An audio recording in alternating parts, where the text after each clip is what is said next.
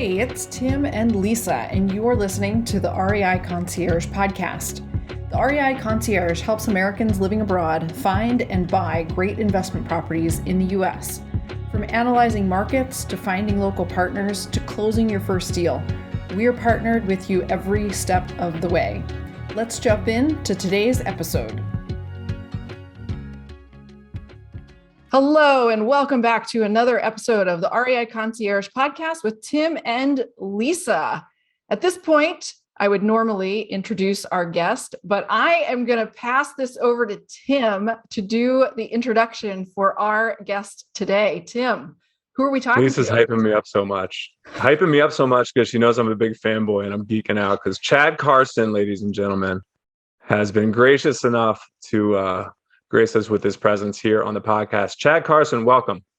Great. Well, don't talk me up too much, but thank you. I appreciate that. And it's great to be here talking to both of you. So I've mentioned, for those of you that listen, hopefully some of you listen more than once, I talk about your book all the time. So Chad wrote Retire Early with Real Estate. It's honestly one of my favorite real estate investing, life philosophy, financial outlook books that I've ever read. I've already passed it on to several people. And I think I mentioned it half a dozen times here already, just kind of in passing with different philosophies you have and golden nuggets you have and stuff like that. So I'm so stoked that you're on with us and can't wait to get into talking about your philosophy and what you've done and what you're doing now. And this is my classic 38 questions at once, Chad. Just keep with me. How about we start with, who are you, Coach Chad Carson? I see so much cool stuff in your background right now, and I want to talk about all of it. Yeah, so I know everybody would be listening here, but I live in Clemson, South Carolina. So I have a football helmet from the Clemson football team up in the background. That's where I went to school there. That paid my way through school. And I think I got through with minimum concussions, I believe. I can't remember them anyway, but that was, that was my experience. We'll be the judge of that as the conversation keeps going.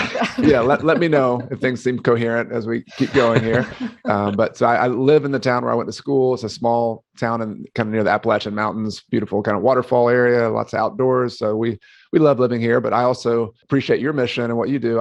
We love going abroad and we've traveled abroad a good bit. My wife's a Spanish professor and we have two young kids, and we've lived abroad in Ecuador actually for 17 months in 2017 and 18. And just one of the best experiences of our lives. Hope to do it again soon. COVID's kind of delayed some things, but so really appreciate the experience of what you talk about, and also investing back in the United States, which I do as well. That's awesome. And I want to talk so much more about your guys. So there's a section coming up. I won't spoil the end, but there's a section coming up. I want to hear all about that, because that kind of stuff is really near and dear to my heart, just being, foreign service family and living overseas, and, Lisa too. And now we have kids, I have a 3-year-old and we have another one on the way.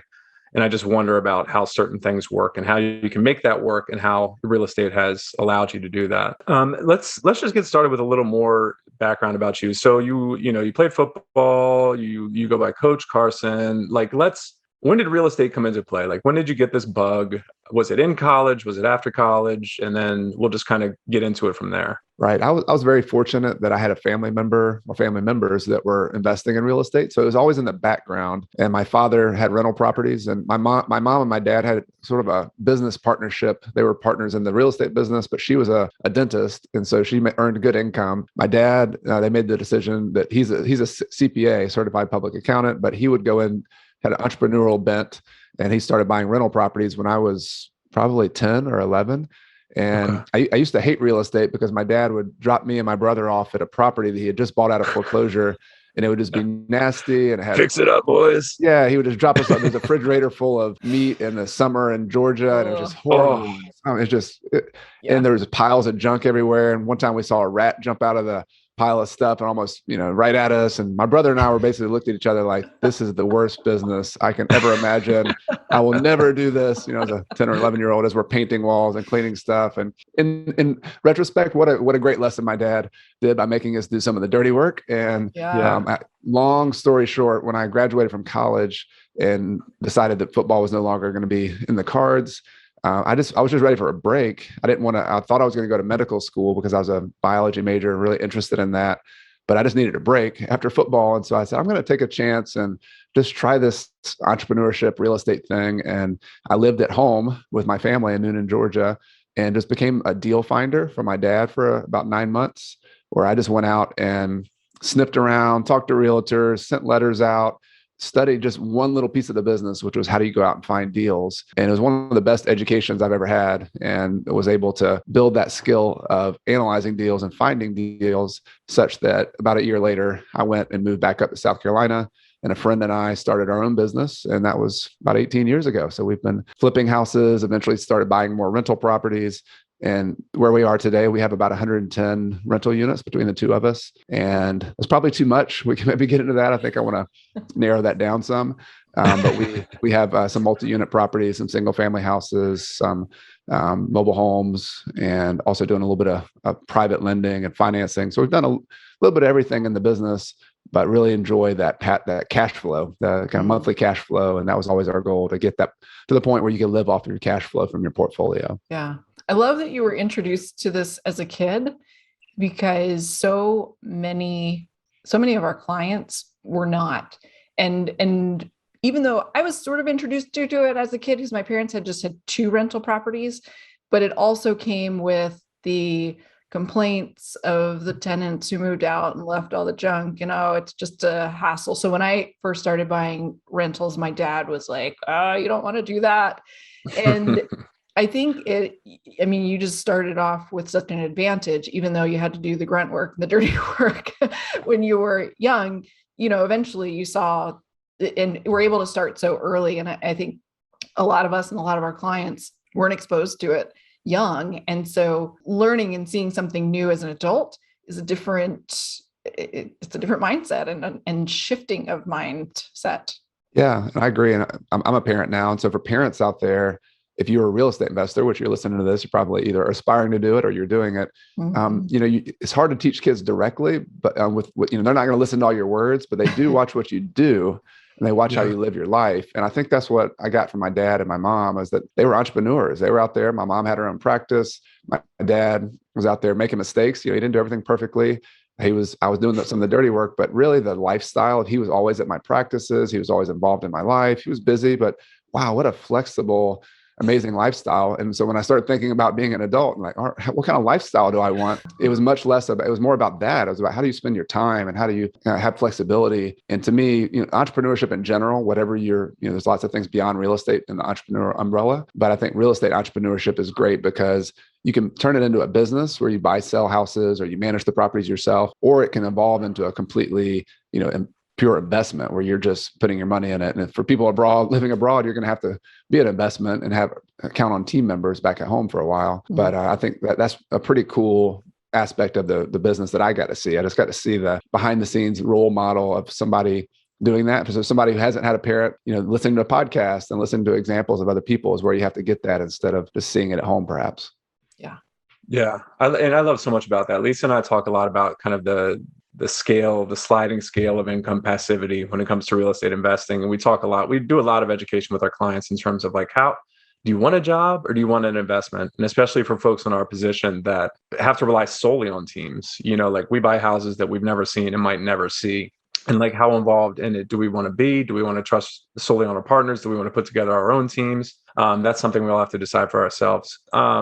So I guess I want to get back to I'm interested in this because we do have several clients that are professional athletes that play overseas in Europe, all young guys and girls that just kind of know that, they're not going to play basketball for the rest of their lives in Italy. So I'm interested to hear your experience. Like when you said football was no longer an option or football was no longer something I wanted to pursue at a higher level, was there a simple reason? Was it just I don't want that lifestyle? Did you just see more opportunity in real estate? What was it that made you think, okay, I watched my dad do this. I got a partner here. We're going to start buying and flipping houses and just grow this business and not do football? Or was it an injury? What's the story there? Too, since you're thinking about medicine.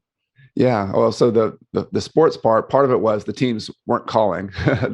So I looked really good before my senior year. And then I talked to a lot of teams before the draft. And then I had some opportunities to go play in Canadian ball though, and some other kind of essentially minor leagues for football and arena ball. At that point though, that period of my life was done. I think athletes know this. Sometimes you can feel it in your bones or your body's just like, hey, it's time to move on. And I'd gotten a lot out of my own experience. And I always dreamed of playing college football, but I think there's always a calling for me was going back to this idea of flexibility of lifestyle and time. I really didn't want to be tied to any organization. I really like the fact, and this is just my personality, this idea that you can wake up in the morning and control your schedule. And for me, it was things like I wanted to read more. I'd read all the books that the professors told me to read, but I wanted to read my own stuff, and I wanted to travel and do things and experience things that just kind of follow your nose, just do what's fun for you. And so I think that was so alluring, and that's what really pushed me away from medical school as well. Not that that's not a great profession and lots of benefits. It was just another one track where you couldn't get out for many years. And when I saw that real estate had that kind of opportunity. And I was hustling and working hard as a 20-something, and I was not making a ton of money the first 4 or 5 years, but I did have a lot of flexibility. And I played basketball in the middle of the day for 2 hours. I went hiking a lot of woods around us. So from the very beginning, it was control your schedule type of thing. And so I would say most of the real estate investors I know, what differentiates them between like index fund investors and people just purely only buy that, and I buy that as well, is that they have a little bit more, they want a little more control over their lifestyle and their income. And so I think that was from the beginning, the pull for me. I love that. And I think that I want to, Lisa, I need you to talk, because I'm going to ask Chad a million questions for the whole rest of the episode, unless you jump in. But yeah, that's I will jump in. Don't worry. And that's kind of what, that's what happened with me. It was just kind of like a light bulb moment where you're just like, listen, I work hard, I make fine money, but I have no control over what I do. And like, I just want more time with my family. I want more time to do what we want to do. We love traveling. We want to be able to create our own schedules, our own lifestyle, kind of lifestyle design type stuff. And I saw that come through in your book. And, you're not 100% real estate. Like, you built your wealth around real estate, but you have so many other tips about like how to retire early with other things, and just be smart with your money and build your financial portfolio around the way you want your life and your flexibility to look. So I don't know if you could just talk a little. I don't have a specific question there. I just want to know like how that happened. And yes, go, Lisa. Based on what Tim is saying, I think it would be awesome to hear from you, Chad. Like, what are some of those structures that you've built your financial portfolio around? What was the process for building up your wealth, being able to retire early? Yeah, great question. Well, specifically in the book, one thing I talked about, and all these ideas are borrowed from other people, by the way, but I love this metaphor of a mountain climb.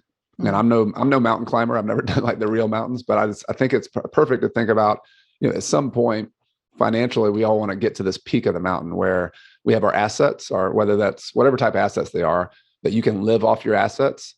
And even if you didn't work for income, those assets would support you. Now, the caveat there is that most people I know who have that still work. They just do it for fun, and they maybe even still make money. So just know that that's a possibility. But the top of the mountain's that. So the question is, how do I get to the top of that mountain? How do I build wealth enough such that I have enough? And what I talked about in the book was that you can kind of think about it in stages.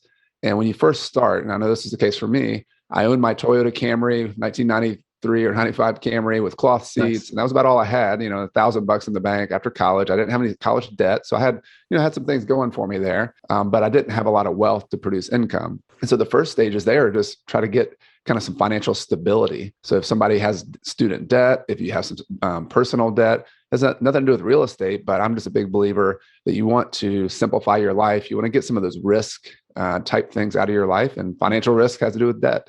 Yeah. And so if you can get rid of that, that's a foundation. And so paying off debt, building up an emergency fund, those are kind of those Dave Ramsey kind of baby steps, Yeah. But that's the base of the mountain, and that's something to celebrate. If you're in that stage where you are just getting to zero net worth, where you used to have debt, now you don't, don't discount that and celebrate that, because it's a long climb, right? Even if it's a short one, for 10 years or something is a long climb, and getting out of debt's a big deal. Listen to the full podcast on Spotify, Apple, Google, or any of your favorite podcast apps.